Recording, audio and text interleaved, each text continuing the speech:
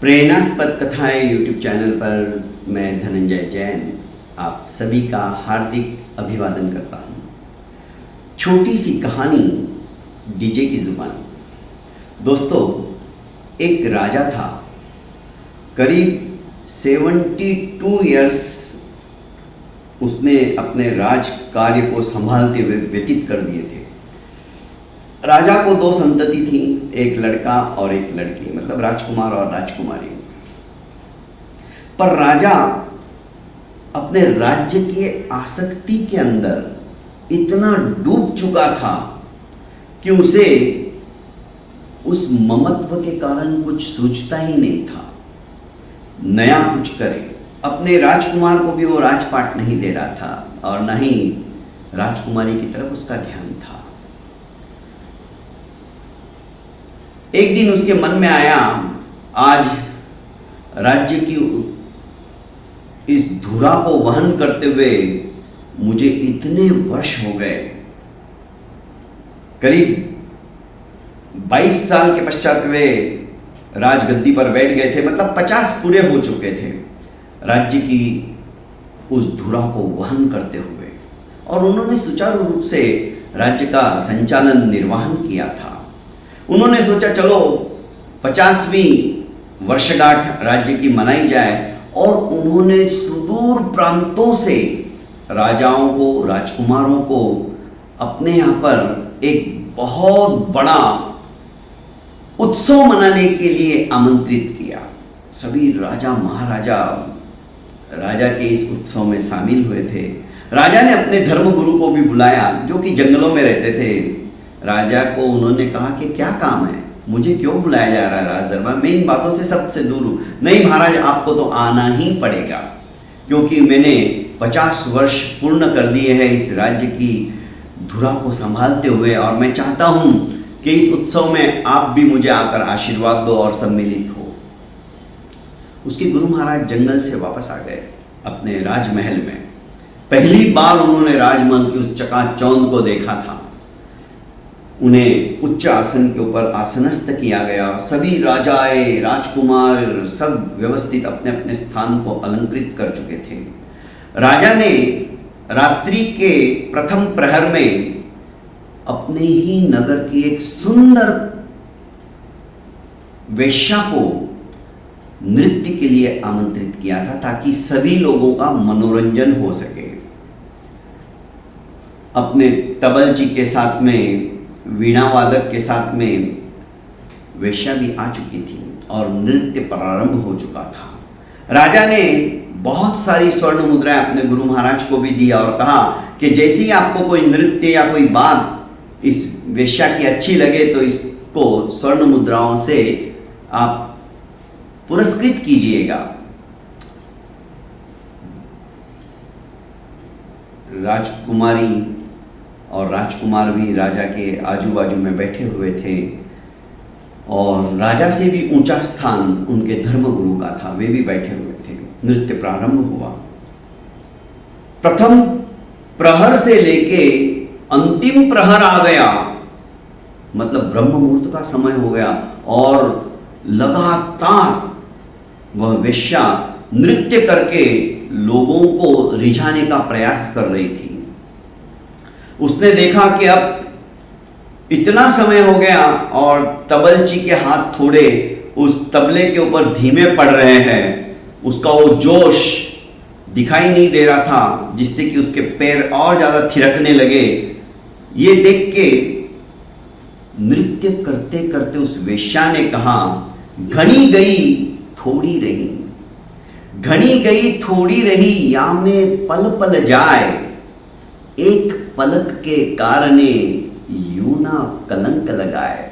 उसने संबोधित किया उस तबलची को कि भाई, अब प्रथम प्रहर से लेके ब्रह्म मुहूर्त आ गया, इतना समय हो गया तुझे बजाते बजाते, और इस समय तूने यदि अपने हाथों को वो गति नहीं दी तो राजा नाराज हो जाएगा, मिलना तो दूर रहा, कुछ उल्टी हमें सजा मिल जाएगी। तो थोड़े से के कारण से तू कलंकित मत कर अपने इस तबले वादन के इस प्रयास को, दिल खोल के बजा।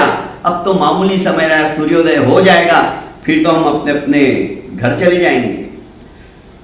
पर जैसे ही यह दोहा नृत्य करते करते उसने अपने सुरों के अंदर बोला, तो सबसे पहले उनके जो धर्मगुरु थे उन्होंने जितनी स्वर्ण मुद्राएं दी थी वो एक साथ वेश्या को समर्पित कर दी। राजा भी देखता रह गया, आखिर इस श्लोक के अंदर, इस दोहे के अंदर ऐसा क्या बोल दिया इसने जो महाराज इतने खुश हो गए, अपने गुरु महाराज इतने खुश हो गए।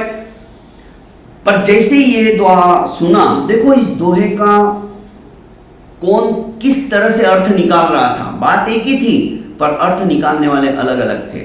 राजकुमारी ने अपना 9 लखा हार उतार कर उस वेश्या को दे दिया। आहा, लोग तालियां बजाने लगे। राजा भी देखने लगा हो क्या रहा है। राजकुमार ने अपना राज मुकुट उतारा और उस वेश्या के मस्तिष्क पे रख दिया। वेश्या मस्ती से नाच रही थी। आखिर राजा उठे और कहा कि ऐसा इस दोहे में क्या है, नृत्य 5 मिनट के लिए रोका जाए, मैं भी तो समझना चाहता हूं। अभी तक मतलब प्रथम प्रहर से लेकर अब ये अंतिम प्रहर आ गया रात्रि का, किसी ने कुछ नहीं दिया और इस दोहे ने ऐसा क्या कमाल कर दिया। तब गुरु महाराज ने कहा कि देखो, मैं तो जंगलों में रहने वाला, अपनी साधना में निरत रहने वाला, पर तुम्हारे एक कहने से मैं आ गया, पर यहां का माहौल देखा तो मेरी अंतरात्मा इस रस को लेने लगी। पर जैसे इस वेश्या ने दोहा पढ़ा, अरे मेरी तो इतनी जिंदगी चली गई साधना करते करते, और अंतिम समय कोई भरोसा नहीं है। उस पल में से भी एक छोटा सा पल आ गया और कुछ हो गया तो मैं तो अंतमता सो गता।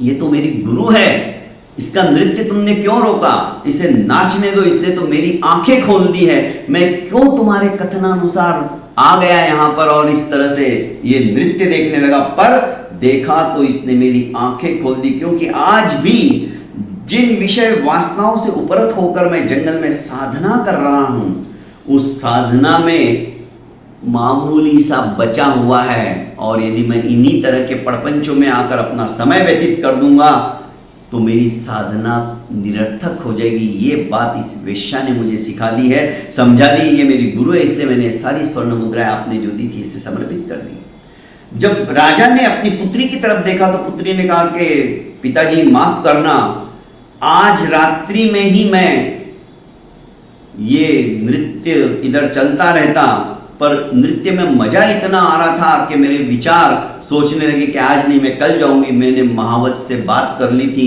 और कहा था कि ये मेरे पिताजी तो मेरा विवाह का ख्याल तक नहीं ला रहे मन में। अभी मैं इतनी बड़ी हो गई हूं, 25 साल की हो गई हूं, तो मैं तुम्हारे साथ भाग जाऊंगी, जो होगा देखा जाएगा। पर इस दोहे ने कहा कि ये थोड़ा सा समय रुक जाओ, अरे तुम्हारे पिताजी तुम्हारा विवाह कर देंगे, तुम इस तरह से अपने पिताजी की यश गाथा कीर्ति कलंकित मत होने दो। यूं ना कलंक लगाए, घनी गई थोड़ी, या में पल पल जाए, एक पलक के कारण यूं ना कलंक लगाए। थोड़े से समय के लिए अपनी प्रतिष्ठा को, अपने पिताजी की इज्जत को दांव पे मत लगाओ, मत भागो। इसने मेरी आंखें खोल दी, इसने मेरा 9 लखा हार इसे दे दिया।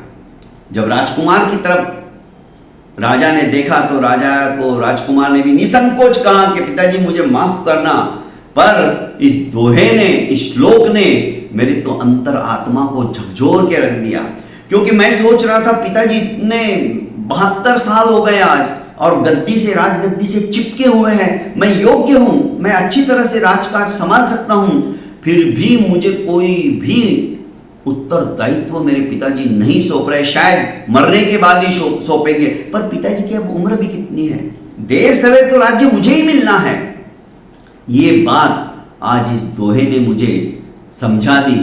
घनी गई थोड़ी रही, या में पल पल जाए, एक पलक के कारण यूं ना कलंक लगाए। आज मैं आपके ही अंगरक्षकों से मिलकर आपका वध करने वाला था, आपको समाप्त करने वाला था और ये राज सिंहासन हासिल करने वाला था। पर इस दोहे ने कहा कि नहीं, अपने ही पिता की हत्या करके यह कलंक की कालीमा अपने ललाट के ऊपर मत लगाओ, और पिताजी मुझे माफ कर देना। ऐसे विचार, घृणित विचार मेरे मन में आ गए। इतना सुनना ही था। राजा ने कहा कि अब इस राजपाट से मुझे भी विरक्ति हो गई है। सचमुच में इस दोहे ने तो जो अनर्थ होने वाला था उसको रोक दिया, और राजा ने उसी समय अपने बेटे को राज सिंहासन सौंप दिया, और साथ साथ अपनी पुत्री को कहा कि देखो इतने सारे राजकुमार आए हैं, राजा आया है, जो भी तुम्हें पसंद है उसके गले में वरमाला डाल दो, आज ही तुम्हारा मैं विवाह कर देता हूं। वेश्या सोचने लगी, मेरे एक दोहे से इतने लोगों के अंदर परिवर्तन आ गया, मैं क्यों इस संसार के अंदर पाप कर्म का बंध कर रही हूं। प्रतिदिन हरेक को अपना नया पति बनाती हूं, उसके साथ शैया पर सोती हूं और अपने जीवन को कलंकित कर रही हूं। बस ये विचार आते ही उसने भी उस दोहे को सार्थक रूप देने के लिए वैराग्य धारण कर लिया और वो भी सन्यासिनी बन गई। तो दोस्तों, जीवन के अंदर एक सूत्र भी यदि हृदय को बराबर छू जाता है ना, तो जीवन का कायाकल्प हो जाता है। बहुत बहुत धन्यवाद दोस्तों। प्रतिदिन हम बहुत बहुत लोगों के प्रवचन सुनते हैं, अच्छी अच्छी बातें YouTube के ऊपर देखते हैं, पर हमारी अंतरात्मा कभी भी जागृत नहीं हो पाती। बस वो चिंगारी जिस दिन हमारे दिल को भपका देगी, जागृत हो जाएगा ये जो सोया हुआ शेर है हमारा, तो देखिए संसार सागर से पार होने में भी हमें देरी नहीं लगेगी। बहुत बहुत धन्यवाद दोस्तों। प्रेरणास्पद कथाएं YouTube चैनल को आपने लाइक, शेयर एवं सब्सक्राइब नहीं किया है तो कर लीजिए, और ज़्यादा से ज़्यादा अपनों को शेयर कीजिए। प्रणाम।